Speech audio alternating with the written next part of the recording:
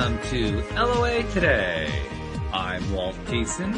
With me today, coach to other life coaches, Monique Scott. This is your daily dose of happy. We are so happy you decided to join us today. With one exception, and that exception is, well, she's not really a coach to other life coaches anymore. This has been a big shift that's been going on in the life of Monique Scott, and it's led to a shift here on LOA Today. And I'm going to tie it back, Monique, to the last show you, me, and Cindy did together, which was a couple weeks ago. And in that show, we were all doing one of the experiments from the Pam Grout book, the E Squared book. And in that experiment, we all agreed we were going to pay close attention to what was going on internally. We're going to listen to internal guidance and see where it led us. And so last Wednesday, when Cindy and I did the show together and we announced you had moved on to other stuff, we realized you had listened to your guidance right off the show. So you got to tell us a little bit about what happened, because this is a big shift that happened. I mean, the way I described it last week was we're playing with live ammo here. This is the real energy we're playing with, you know, and stuff's going to happen. So you got to be ready for it. Right. And I like the way you put that. We're playing with live ammo. I like that. Right. But you're right. You're right. So, that was one of the, experiments that we did. And for me, Walt, honestly, I had really been talking to Spirit about financial freedom for myself, right? And one of my business coaches said something very, very, something very poignant. And I was like, I never thought about it like that. So what she said, and of course, she was talking to other people as well, but she said, the thing that you love, that you're most passionate about, does not have to be the sole way that you make your money, right? So for you, Walt, perhaps you're gifted and, perhaps you have the green thumb, but you are also a very good speaker, right? You have a podcast and you're getting your speaking, and you're getting your speaking career off the ground, right? So maybe you are really good at the green thumb, but you're super passionate about your podcast and your speaking. Well, what she was essentially saying is, using you as an example, that you don't have to necessarily make your money from the podcast and speaking. You can just keep that as like a passion project if you want, but then you make your money from something that you're really, really good at, right? And that makes you a lot of money. And so, when she said that, Walt, it just like, I had never thought about it like that. Now, of course, I know that Spirit has called me to be a manifestation coach. It wasn't anything that I had particularly ever thought about. So I haven't completely stopped coaching, so to speak. I'll do it one-off. Like, I have someone now who wants to work with me, and I may work with him, but I'm not doing group coaching anymore like I used to. Right. Because I really, really want to. And this is something that I found out about myself. And sometimes, Walt, I wonder if people really pay attention to how they work at internally, right? I know for me, I cannot focus on several things at one time and give them all 100%. Of course. I can't work like that. Yeah. I have to focus on one thing. Like, I'm multi-passionate, but it doesn't mean that I'm going to be able to give the best to everything, Exactly. And so with that being the case, I just decided, you know what, as people approach me, like this guy, Dan, is approaching me to work with me one-on-one for coaching, and I probably will, but, primarily real estate. I've been wanting. Whoops. We just got to hang there. Well, hopefully Monique is going to be back in a moment. Not sure what's going on there. She may have had an incoming call or something get in the way. That can't interfere because I think she's on her phone right now out in front of her favorite wings place in Atlanta, Georgia. So while we wait for her to reconnect and refix everything, I'll share a couple of things. First of all, a reminder, and I want to say hello to a couple of people saying hello in our live stream to Shelly and Nasha. Shelly Epperly is going to be joining us tomorrow. It's going to be Shelly and Dean McMurray and me. We're going to be doing the show on Tuesdays going forward. So that's going to be a very exciting thing. And it's going to be good to have Shelly back too, because she was a co-host a couple of years back for quite some time. And then I made some changes in the way I was doing the scheduling. And so that led to her coming back, or her having to leave the show because it didn't fit in with the new scheduling at that time. But, it's all working out still good. So, okay, look, we got Monique back. I don't know what happened there. A little bit of a freeze up, but that's okay. No problem. I don't know either. Crazy. Well, things happen. That's all right. Yeah. Sorry about that. That's all right. No problem. So anyway, you were telling us about how you had been kind of considering this shift with your advisor. You thought about you were going to do something with Dan, but you were making a change. Yeah. And so I've been wanting to get into real estate investing since 1998. Maybe for people who are you and I's age, right? 40 and up, maybe they remember the Carlton Sheets real estate infomercials, no money down. Oh, sure. Yeah. Right. And that's all the time.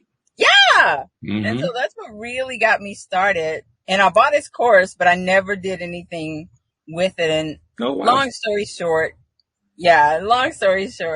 now I really feel like Spirit has brought me back here to Atlanta to pursue my real estate. And it's amazing because he's put me in touch with some fantastic people. Like, it's completely different this time around than when I tried to do it back in 2007. It's almost as if I can't fail, Walt. I mean, all these amazing people are just coming out of the woodwork, right? And it's just great. It's great.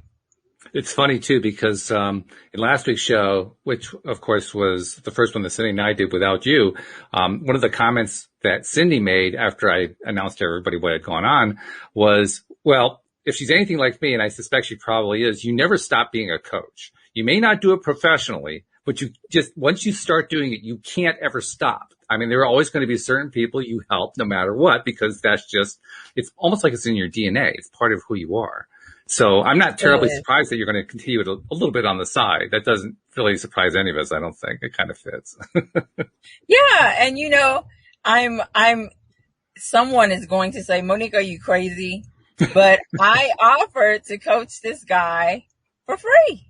He's actually one of my real estate mentors. And he was like, oh no, I would never, ask you to offer your program or your services for free. And I said, hey, I'm working on real estate. You're seasoned in real estate. Why don't we just work together? This is my expertise. That's your expertise, right? It just makes sense, right? I wouldn't even feel right, Walt, charging him, right?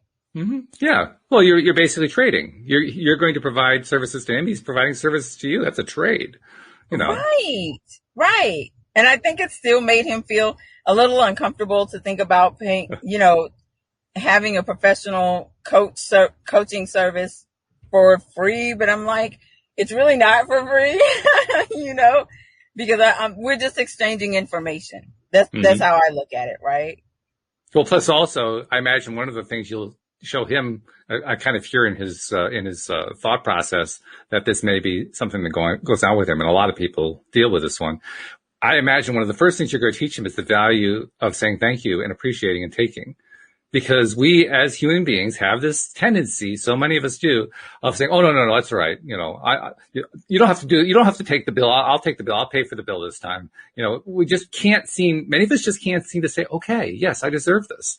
Right. I attracted this into my life. It's mine to take, and it's perfectly okay. Exactly. And you know what?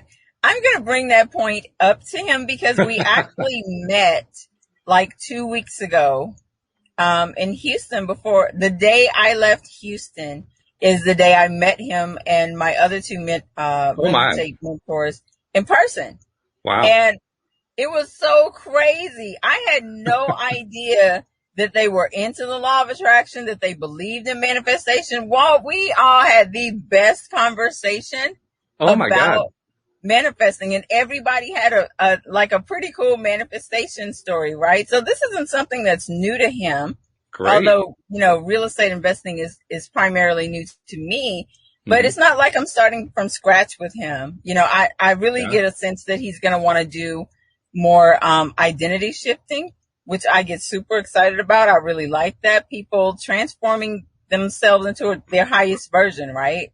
Mm-hmm. So I'm excited to work with him. But I like that, just reminding him that he attracted me into his life, right? As did I with them. So I like that. Thank you. It's one of the ways that Cindy described it was really good. She once described it like this. She said, it's almost as if the universe comes up to you and knocks on your door and you slam the door in its face. Because you asked for abundance. Abundance came to you and said, oh, no, I can't take that. Right. And it's really interesting, too, that what you have done, I'll say literally out of that experiment that the three of us did here on the show, starting with that show 2 weeks ago, it's a great example of monetary financial attracting stuff money related. And what's really interesting is all three of us did the same thing, because Cindy was focused on through the internal guidance. She was focused on making changes to her coaching practice and to her priorities, and she was basically making some shifts to make her life a better life in terms of having more free time while having plenty of money coming in and all that kind of stuff. And for me, it was within 48 hours, I got a flash in the middle of the night. I told everybody about this last Monday. Like 4:00 in the morning, I got this flash. It was an idea. When it hit me, I said, why hasn't anyone thought of this? Because it was so, when you know how it is when you get an idea and it seems it's such a clear idea. It's like, why didn't anybody else? Everybody must have thought of this one except me, right? Right. It's like almost like a no-brainer, it seems like. Yeah, exactly. And just, I won't go into the details of it. I've gone into it a little bit here on the show, but the gist of it is this. Everybody knows you can have a Facebook group. You can run your own group. You can have people joining your group and so on and so forth. I think almost all of us, including most of us who are marketers, have kind of failed to grasp the idea that you can sell advertising in that group. It's completely legal within Facebook rules. It totally is. It totally is. But how many of us actually do it? I only know one person, to be honest. You know one? With you. Well, you know one more than I do. But before her, I had never even heard of it. Like, exactly. I didn't even know that was a thing. Well, you think about it also this way. I mean, Facebook, everybody knows that advertising is their source of revenue. So it must be that, I think this is what people kind of assume subconsciously. Well, it must be that they don't really allow anybody else to compete with them on that. And so we all conclude, well, therefore you can't sell your own advertising in a group. But the fact is, the way they have groups structured, groups are basically for the person organizing the group to run whatever way they want to. They can use whatever rules they want, as long as they're obeying Facebook community rules. Yeah, everybody has to do that. Yeah. But you can do whatever you want. So anyway, when I figured that out, I immediately applied it in my mind to a group that I started on a whim. Completely on a whim, just like, I'm just going to try this as an experiment to see what happens. That was literally the thought process, and there was nothing else to it. Back in 2014. And the group is oriented around where I lived. I live in a collection of towns north of Hartford called the Farmington Valley. Mm-hmm. And so this is the Farmington Valley happenings. And I set up that group just to see what happens if you set up a group like that. Yeah. And then just kind of let it go. I mean, all I did was, admit people who were living in the area, exclude people who were living from, coming in from China or whatever, and just let it be what it was. And what it turned into was people sharing ideas about, different events going on and so forth, but mostly it was like local businesses advertising their businesses. Yeah. And it got to the point where like probably 90% of the posts are local businesses saying, use my landscaping service. I'm a realtor, I'm a, whatever, fill in the blank and, come get your eyeglasses from me, whatever it might be. But it was that kind of stuff. And it didn't dawn on me that under my old way of thinking about Facebook, that shouldn't have been allowed, because deep down, I thought that you couldn't really have advertising through a group. But then it occurred to me when I had that revelation, well, you can. Well, that's what happens when you tap into the internal guidance. The internal guidance says, hey, look at this thing over here that's been right in front of your eyes all these times. You're finally going to pay attention to it. And so that's what I did. Oh no, did we freeze up again? Oh no, I think Monique's connection has just frozen. So we're going to have to wait for her to reconnect. But that's all right. Well, I'll just continue the story when she gets back. I mentioned that Shelley Epperly is joining us tomorrow. Also, I want to let you know that we are in the process of perhaps bringing in a new co-host on Fridays to work with me and Debbie and Neo. Not quite sure if that's going to pan out the way that we hope that it will, but we're going to have to see about that. Oh, here she comes. Okay, reconnecting. The old connection's still there. This is interesting. All right, there she is. I have no idea what the heck is going on.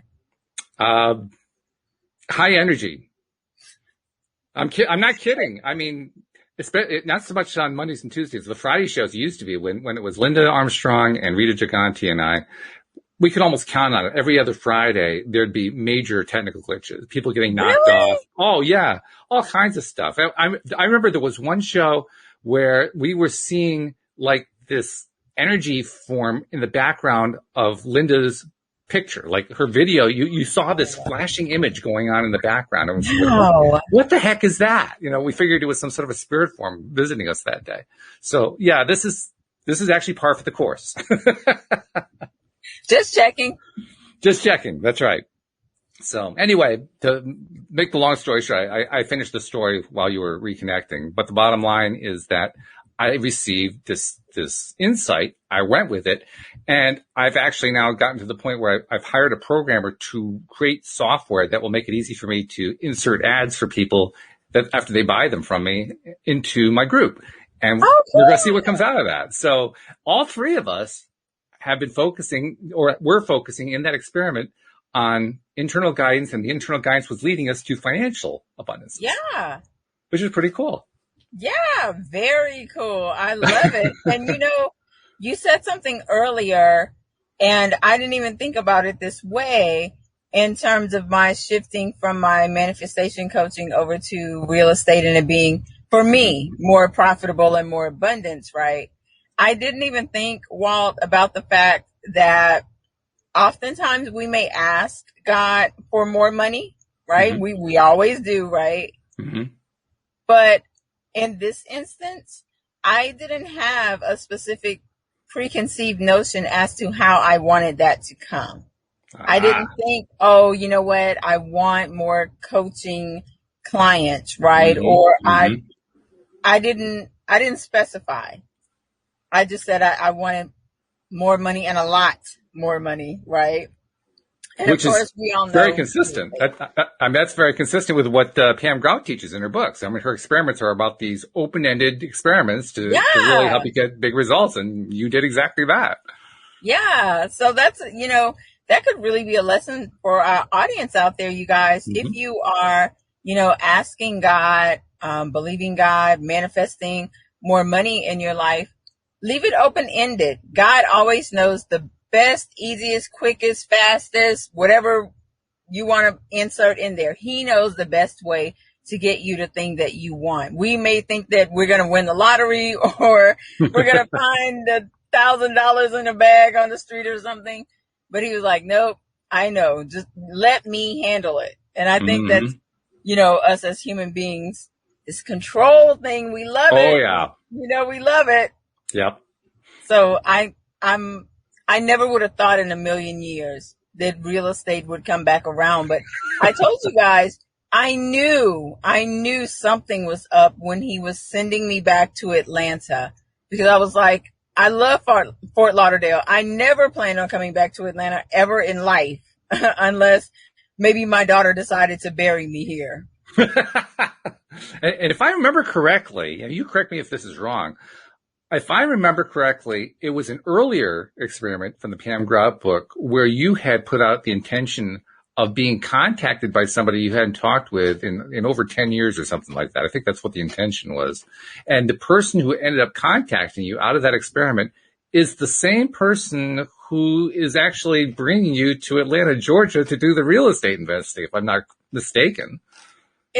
You have a phenomenal, a phenomenal memory. Yes, Miss Shirley. Yeah. I mean, that's really pretty cool. You actually found a way to combine experiments together. I'm just that good, Walt. I'm just that You good. really are. I mean, holy cow. But isn't that Yeah. interesting though, how one fed into the next one?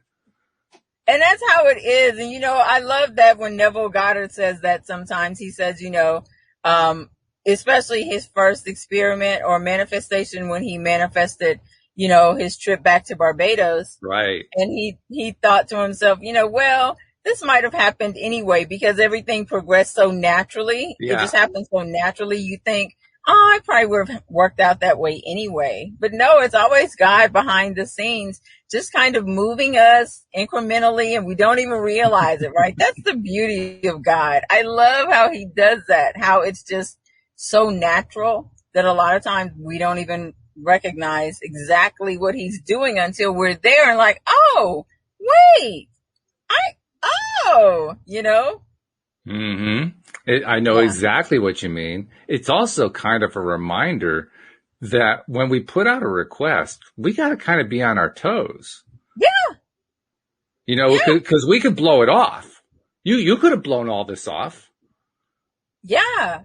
And see, that's what's so important, I think, about us having a strong connection to spirit and really stopping to listen. We ask, like Jim Rohn says, we're a good asker, but then we fail to listen. We fail to identify what it is that God is really saying to us or even the people he's bringing into our lives, right?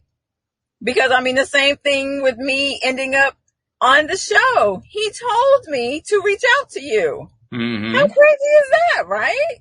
I never would have thought to do that on my own. And just so happens, Cindy ended up taking a sabbatical. Right. And here I am. That's right.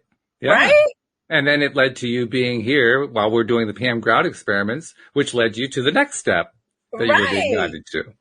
Exactly. So I really think, you guys, it's really important to pay attention, just like you said, Walt, pay attention to what's going on around us and to question. For me, I question everything because, like I said, I knew deep down inside I had no desire to come back to Atlanta, but because of my connection with spirit, I was like, okay, this is spirit led. God is doing something. And for quite a few weeks, I was trying to figure it out. What is it? What is it? What is it? What is it? But never would I have thought it was real estate. And you see how things just they're naturally just falling into place. I am asking for these people, but it's like, I can't even explain it. It's just it's so phenomenal, honestly. And by the way, it's also working with Shelley Epperly. Now, Shelley used to be a co-host with me I think it was about 2 years ago. And she was on the show for a few months. And then I shifted the schedule around. At that point in time, I was actually doing 2 shows a day. That got to be too much. Wow. Yeah, I was doing a ton. So I shifted them all to doing afternoon, and she's on the West Coast. And because of her schedule, it just wasn't really fitting with what she needed to do. So, but she's coming back and she's listening to the live stream. She said, I felt that same pull too that you're talking about. Shelly, hi. And she says, after watching last week, I messaged Walt because I knew I was supposed to. So exactly the same thing that you did. Yes. Oh my gosh. God, it's just so amazing. I'm telling you, he's just so amazing. Just so amazing. And it just warms my heart. And it works both ways too, because after the show last week, I don't remember exactly what was going on, but I was in the middle of doing what I do after every show, and that is getting ready to publish it, because it has to go onto the website, and there's things I have to do to make sure both the audio version and the video version are fine and are publishable. And while I was doing that, there was something that happened. I don't remember what it was, but I had this inclination to go look at Facebook. I think it was because I think Shelley sent me a message via Facebook Messenger. And if I'm remembering this correctly, I saw the message. I think I replied to it. I can't remember if I even replied to it, but like a moment later, it occurred to me, why not ask her if she wants to come back to the show? Now, this isn't something that happens a lot. There's only one other situation in the history of the show where an old co-host, I don't mean old, but, a previous co-host had come back later. That was my sister-in-law, Iona. She was very early on, one of my earliest co-hosts, and then she came back about a year later for a few months and did the show again. So there's precedent for it, but it's not common. It's not Right. common at all. Most often when people move on, they move on. That's fine. There was something that day that said, reach out to Shelley. She's going to be in a frame of mind for accepting. So I did. And she got back really excited. I mean, she was like, oh, wow, yes. She was so excited. I'm thinking, wow, this stuff is really amazing. I mean, we got the messages that we needed to get, and we listened to them, and then we acted on them. Because it isn't even enough to just listen to them. You got to take the action. That's right, Walt. That is so key because just like you said, oftentimes, Spirit can tell you something and you just dismiss it. Oh, that's just whatever. And then you go on about your day and you never act on it. Right. Yeah. Oh, and yes, and Shelley is confirming, yes, it was Facebook Messenger. I replied, hey, I have a question for you. Yeah, I remember typing that too. So is Shelley going to be on Wednesdays with you guys She's going to be on Tuesdays with me and Dean McMurray. Yeah. Oh, okay. And Cindy, I made a suggestion to Cindy that the same day that we got the message from you that you were moving on, I had a thought, and I don't even want to dare voice it on the air yet because it would be really cool if it happened. Let's just say it does tie in somebody who has previously appeared on the show. I'll just kind of leave it at that. Okay. But it would be a very, very cool mix. So. But see how natural everything is just occurring, Walt? Me leaving, Shelley coming in, possibly this other person, just so naturally, right? Exactly. Yeah. It's amazing how it happens, but it's also fun. It is. And it's so interesting because my daughter said to me the other day, she was like, Mom, I worry about you. And I said, why? I'm the parent here. Why are you worried about me? And she said, Mom, you're so multi-passionate. You move from one thing to the next, to the next, to the next. I can't even keep up. And I'm just worried that you're just not going to have any stability in your life. Ooh. I know, right? And that's interesting because, I'm still on the dating app Hinge, right? And a guy said that to me last week. Oh, he no said kidding. Almost the exact same thing as my daughter. Yes. He said, I don't think I've ever met anyone at our age, because he's 52 and I'm 50. He said, I don't think I've ever met anyone at our age who desires to live a nomadic lifestyle like you do. He said, I'm a lawyer. I need stability. I need routine. I need to know where I'm going from, the same thing day to day. I like to come home to the same house every single day, right? I appreciated that. And I was like, okay, well, I'm not the one for you. And it was great meeting you kind of thing, right? No love lost. Sure. But it was interesting that he said that. And then my daughter turned around and said the same thing. And so when I did a post on Facebook, and I also I have a podcast too, but I don't ever talk about it because it's a passion project, right? I'm not looking for views or anything, but I talked about that. I talked about just not being afraid to be who you are. My daughter is an A-type personality. So it's black or white. It's this or that, right? She has a plan A, plan B, plan C. Then she need a sub plan for that and a sub plan for that. You know what I mean? She does not do well just going with the flow is what I call it, right? Wherever spirit leads or wherever I decide to go, I just believe that God is going to work with me to make it happen. And that's just it, right? But my daughter, it was just interesting that she said, I worry about you, because you're just from this to that, kind of thing with the real estate, because she's 26, but she was 3 at the time that I bought the Carlton Sheets real estate. Oh my. Yeah. And when I was getting back into it back in 2007 with Miss Shirley, because the market had started to crash. I mean, it was over before it even really got started. So there was nothing to discuss, so she never even knew about it. So to her, this is something completely new, completely out of the blue. I was like, no, not really. Right. God is just bringing me back full circle to where I've wanted to be for many, many years. So. It's funny. It's funny, though, how different people are going to have different ways of understanding how life, in their view, should work and how they want their lives to work. And it all works because every one of those perspectives is valid.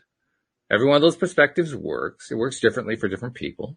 I'm not sure that I'd be quite the nomad, to use your friends and your daughter's expression, the way you are. But on the other hand, I have to say I've been quite the experimenter, which is quite something for somebody who was pretty insecure and pretty quiet growing up. I have, God, how many businesses have I been involved with? Many of which just failed. A few did okay. None that were really huge successes, although I really hope for this new thing. But I've probably done, I don't know, a dozen, I would say, over the last 30 years or so. Okay. And I love that. That's a lot of experimenting for somebody like me who's pretty introverted. Yeah. Very introverted, to say the least. So on the one hand, I understand where they're coming from. On the other hand, I understand completely where you're coming from. You have to follow what feels good. You have to follow what feels right. And that's actually the difference for me now. I did a lot of experiments with new businesses where I wasn't feeling good about them. Oh, okay. Was it money?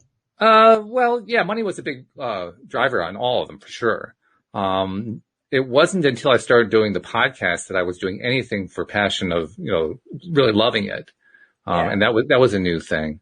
But one thing that has been there's a really weird theme going on here, and I'm still not quite sure exactly how it's all going to play out. But, I mentioned to you this group that I've had going for the last, 7 years now. Right. That is a regional group, just, my own little region. And this advertising thing is kind of built up. And do you know that now I've been involved with the web since the web began. So I date back to like 1991, 1992 in terms of my interaction with the web. And from the very, very beginning, I kept getting pulled into a direction that was always a dead end for me. And that dead end was creating some kind of a regional portal type website. And I actually created one. I actually bought one from somebody else. So that didn't really go anywhere. And I could never really figure out how to monetize it. I could never really figure out how to make the whole thing click, but I just kept getting drawn in that direction. I kept saying, why am I drawn in that direction? I don't even give a crap about that. I mean, I literally couldn't figure out why I was interested in it. So that's one piece of it. The second piece is that at least two of my business ventures, and maybe more, I was going for the idea of passive income. Just something that I set something up and it just keeps generating income for me. Yeah. I figured that was my route to financial success. Right. Get that going, and now I can go off and do the things that I want to do. I came really close with the first one. That was one where back in the 1990s, I was selling long distance services at a time when that was a thing. Oh yeah, I remember. Yeah. And then came the crash, and that kind of wiped that one out. But it was doing okay for a while, and then it fell apart. That was about the closest one that came to really being successful in terms of an ongoing passive income. But that was always an interesting idea to me. And I certainly could never figure out how do you make a passive income with some sort of a web presence that is some kind of a portal for local stuff. I could never connect it together. And yet both of those polls have been going on for some time. Well, the two are coming together on this one, because if you have this advertising machine, basically software that is set up to let people place their ads that go into the Facebook group, all you really need at that point is to have somebody to monitor to say, okay, that's a legitimate advertiser. No, that's a scam artist. Get rid of him, that kind of thing. So you do have to have somebody there to do that, but other than that, and that's somebody you can hire. Oh no, it looks like Monique froze up again. We'll have to wait till she comes back. Oh, yes. There you are. I hear you.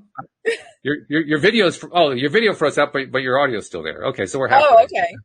All right. Now you're back. But where you could have, let me retrain my thought, where you could have somebody actually doing their own advertising on their own with very little interaction, and you only have one person that you hire to go, approve the ads that are coming through and make sure that everything is copacetic. Right. And as long as your income, the amount of income from the ads is covering the pay of the person who's doing the work for you, you're fine. You just keep growing that. Well, there it is. Those are the major elements that I have been playing in the back of my mind for years coming together.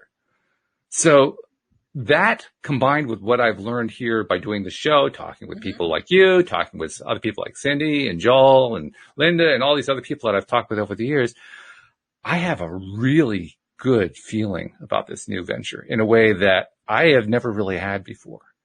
So I'm hopeful in a big, big way. I mean, I was hopeful before, but I'm hopeful, if you understand the difference. Yes. And isn't it Same great word. how everything just kind of came back around? Yeah. But you're in a much better position now to understand it and make it work than before. I am. And not only that, I'm finding as I think about it that various skills that I picked up over the years from various businesses that I did, I can see myself, I'm drawing this skill here and that skill there and that skill there. And all of these skills are coming together to merge into this one thing. I mean, that's like, dang, I couldn't have orchestrated that one by myself with my conscious mind. My little brain couldn't handle that one. Right. And that's exactly what I'm talking about, Walt, when I say God knows the best way, time. You know me, I'm really big on, I don't even want to say challenging God, but I like to put deadlines on my manifestations. I've never missed one yet, but I also do believe that it's never a no. It's just not maybe right now, right? Mm-hmm. So it wasn't a no for you back then, all those years ago. It just was a not right now. Well, okay. I think we see another freeze here. Hopefully that's not a permanent freeze and you can come back in. But to answer your question, I think it was more than just a not right now. I personally believe that every time we put out a request, the answer to that request is always yes. So, if I put out a request that I want passive income, the answer is yes. The problem that we run into is that we tend to contradict ourselves. So, yeah, one moment I'm saying, yes, I want to have a passive income. And then the next moment I'm thinking to myself, oh, that's never going to happen. Or I'm thinking to myself, yeah, but I've got to spend all my time working on this thing over here that I have to earn a living doing. So I'll never have time for a passive income. Or, various things. You know how the thought process works. Our minds get hung up on all the things that are not going to play out the way we want them to play out. And because we keep focusing on them, we don't quite get what we want to. So, I was answering your question, even though you couldn't hear it. I'll summarize it quickly. I don't think it's so much that the answer is you have to wait. I think the answer is always yes. The problem is we keep contradicting our own questions. So, for instance, I put out there that I really want to have a passive income, and then I followed up about 25 minutes later with, yeah, but that's never going to happen. Or I followed up with, but I have so much. I have a job I have to work. I don't have any time to build up a passive income. Or, we've all these different ways that we contradict the very thing we asked for. So the answer is always yes. Yes, you can have the passive income. Yes, you can't have it. Yes, you're right. The job's going to get in the way. Yes. The answer is always yes. Yes. Yes. Which is annoying because it means, oh God, I did it to myself again. But yes, the answer is always yes. I completely agree. Completely agree. So it's now really it's just like the perfect timing for you and I both. It's first of all, it's an example of how you have to get out of your own way. You have to stop stepping on your own feet, right? Because that's really what we tend to do. And second of all, wow. How cool is this? I mean, I feel like I've been handed the keys to the kingdom. Yes. You know what I mean? Yes, I do.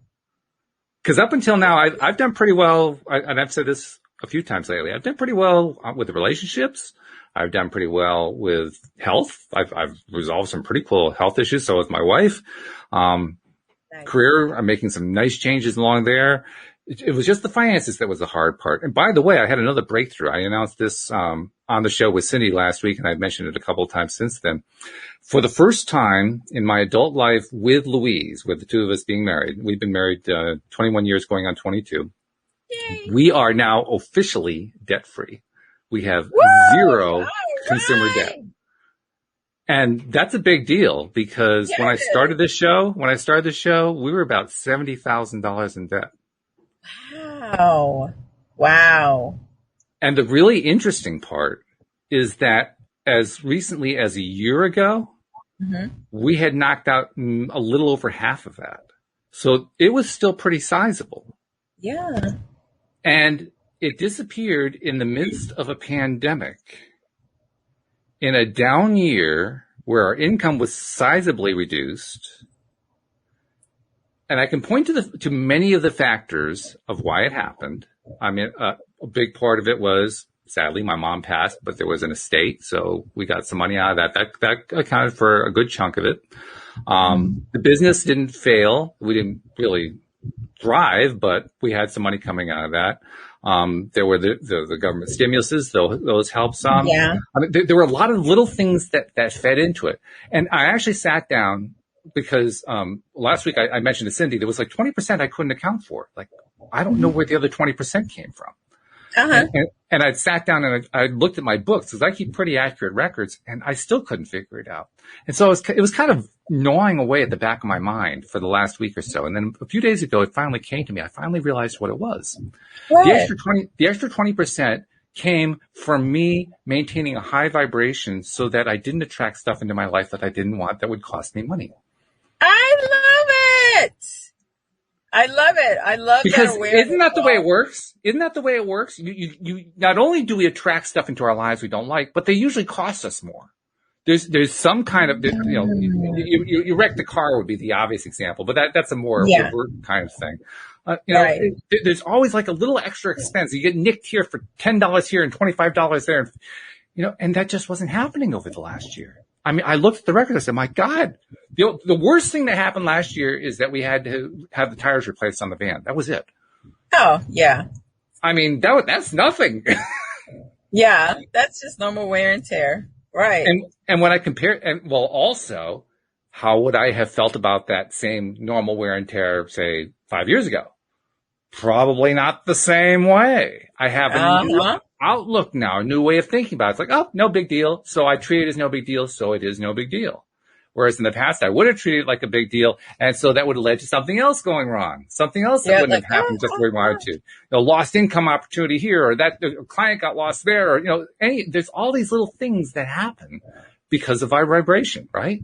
The things that we don't pay attention to, the things that we don't account for. I mean, we don't write, for those of us who do bookkeeping, most of us don't even do bookkeeping with our personal finances.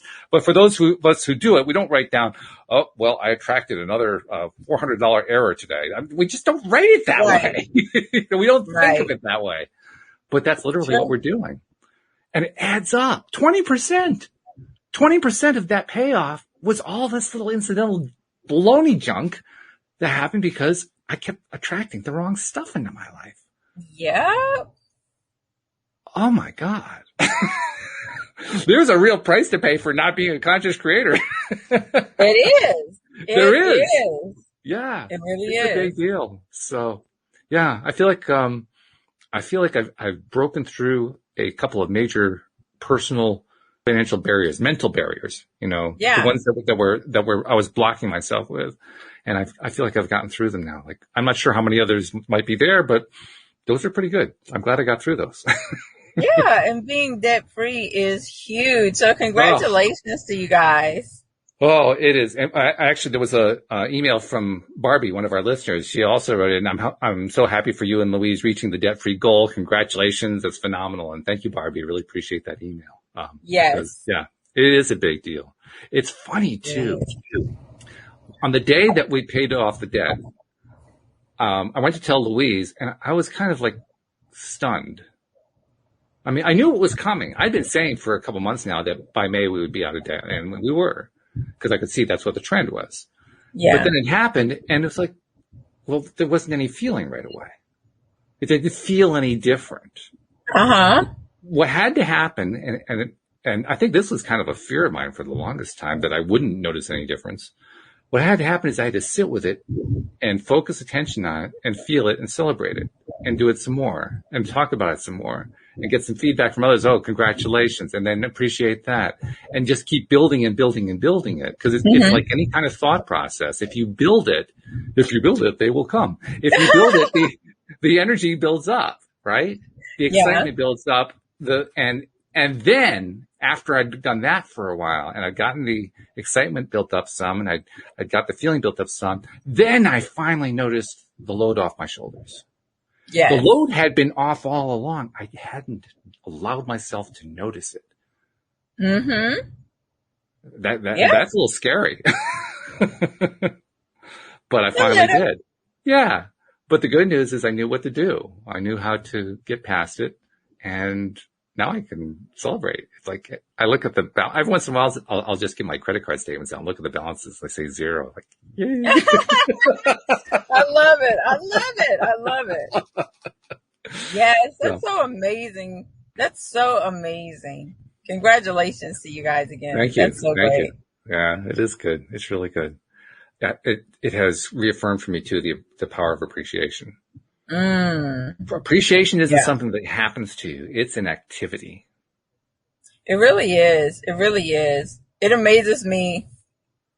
I guess just me being me, but it just amazes me how unappreciative, and I won't even say unappreciative. I'll say how much people don't stop to appreciate certain things, or just the little things, you know.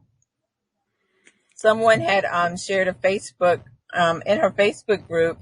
She shared a post of a husband and a wife, and I don't know if this went viral or whatever, but a husband and wife getting married outside, younger couple. I wouldn't put them no more than 30, right? Mm-hmm. And her husband is colorblind. Well, husband to be, right? Because they're literally at the wedding. And her wedding gift to him before the ceremony started was a pair of glasses that allows colorblind people to be able to see, but they are extremely expensive. They look like sunglasses, right? And he put the glasses on, and his first statement just blew me away. And his first statement to her is this what you guys get to see every single day? Oh my. Wow. Right. And that just, it didn't break my heart. It warmed my heart, but I mean, it really makes you think, right? You can see, I guess, right there. Anyway, you can see the sky, right?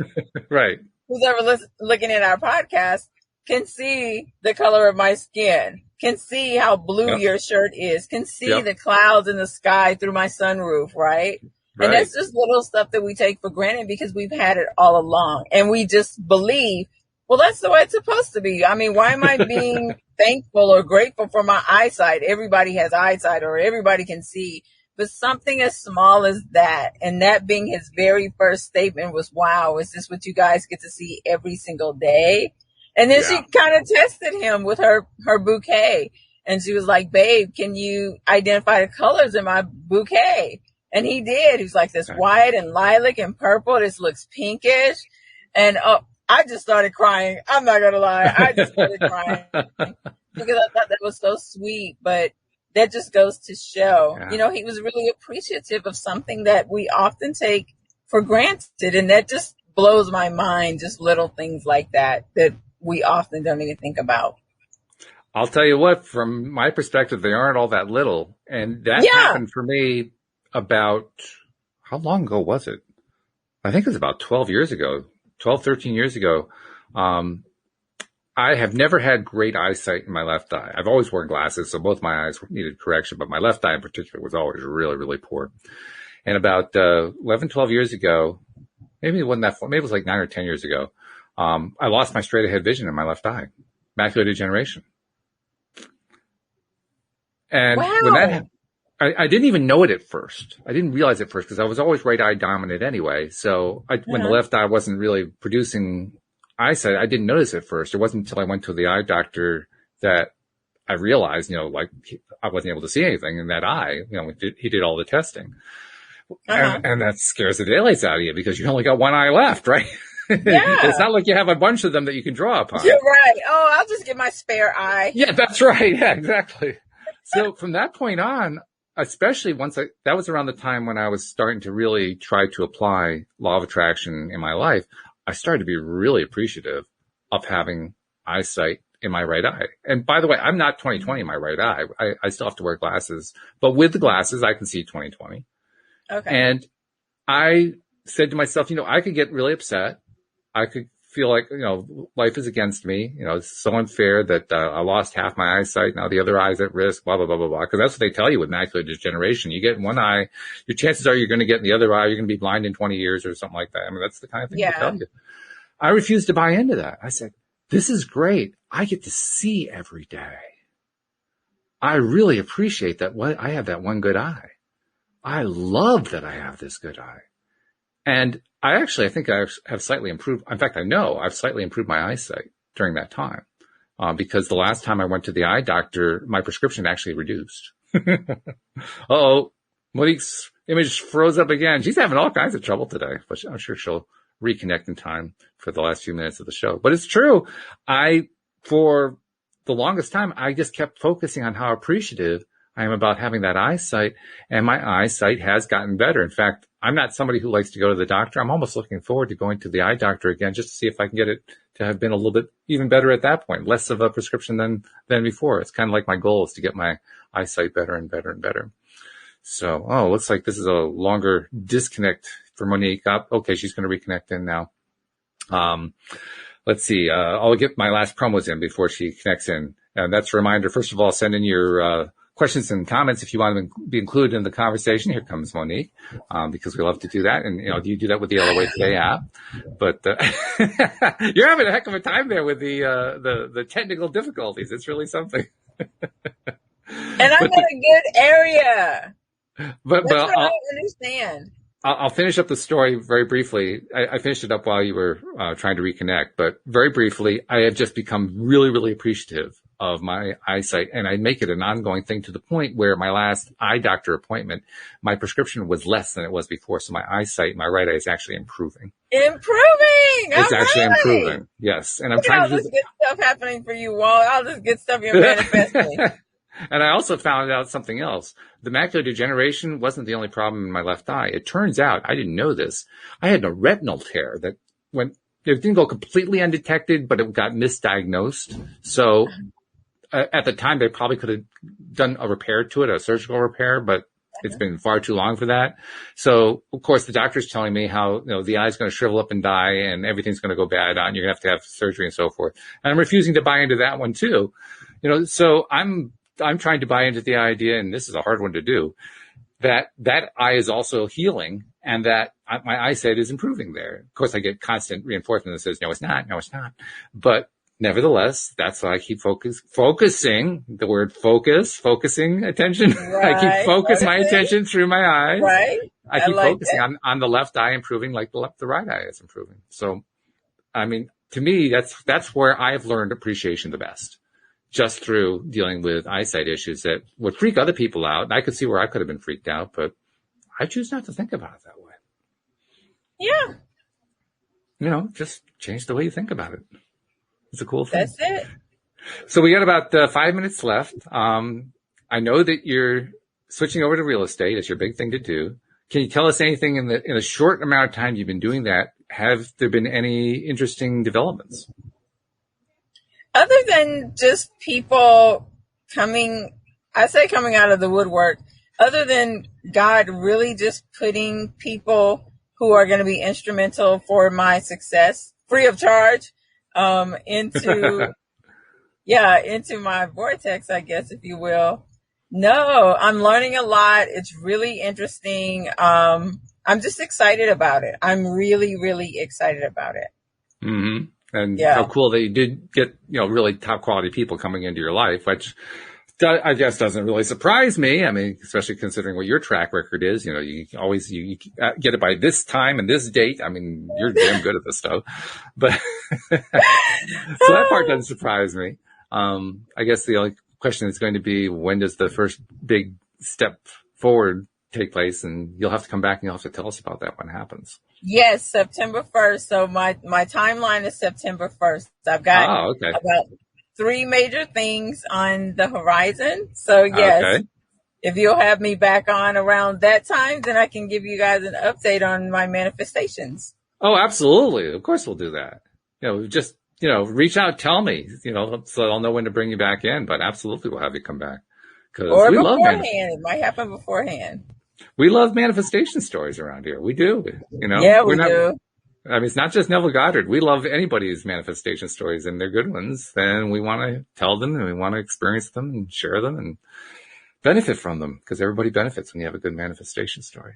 So that's good. That's really good. And I can't say I'm surprised you set a goal. Can you tell us anything about what's supposed to happen by September 1st? I'm still looking for an apartment to manifest. All I know is I want ceiling to window, floor to ceiling windows, right? Oh, okay. I don't necessarily want to live downtown Atlanta, but that's usually where they're located, right? True. So an apartment.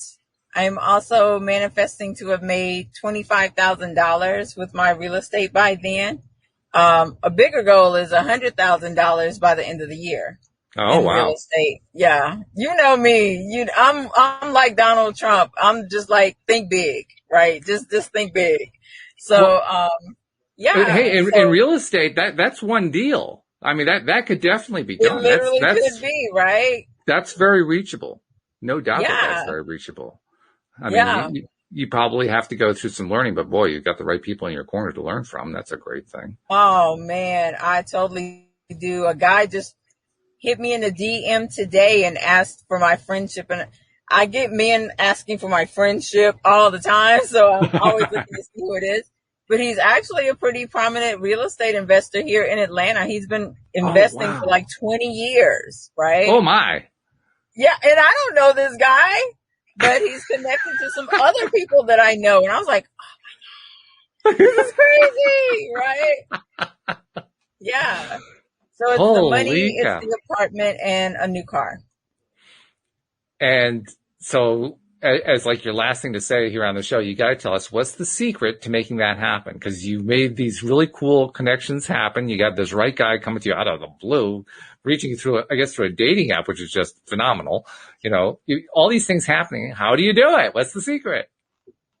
I think the secret is pretty much what you said, how you've been able manifesting recently. You notice that you kept your vibration high, and I just don't put any limits. Like I don't try to tell God how to do his job, right? Yeah. I just put it out there. This is what I want. And I ask with expectation. I may not know exactly when or how it's going to come to fruition, but I do believe that it's going to happen. So I just let God do his thing. Now, how do you build that expectation up? That's something that I know it challenged me for the longest time. I'm sure other people get challenged with, having that level of certainty. How do you get there? Just like when I first came on the show and we talked about having that radical faith or having childlike faith, I try to remember that that's what the Bible says, that Jesus said, that we need to have childlike faith. And I try to think, if I was a child, how would I think about this? Well, I would just believe. It's like Christmas, right? You just believe Santa Claus is going to bring it. You don't question. You just believe Santa Claus is going to bring it. So it's kind of like God is Santa Claus. I just believe that God is going to make it happen. I don't know how. I don't even worry about how. I just let him do his thing, and I'm grateful, right? I just expect it to happen, and he never disappoints. It reminds me of the scene from the movie The Secret, where there's the little kid who's visualizing getting a new bicycle, and he's made a tent with a blanket, and he's got this catalog in front of him, and he's saying to himself, I know, like I know, like I know, like I know. He's building up his belief in the thing, just having this total confidence. That's really what you're talking about. Yeah, just having childlike faith, that radical faith, but that's how I get there. I just challenge myself to believe, not to listen to that negative voices as, well, why would God give you that? Or why are you that's not going to happen. I like to flip it around. Why wouldn't it happen? I'm his favorite. I'm God's favorite. I mean, we all are, but that's what I'm God's favorite. Why wouldn't he do it for me? He loves me.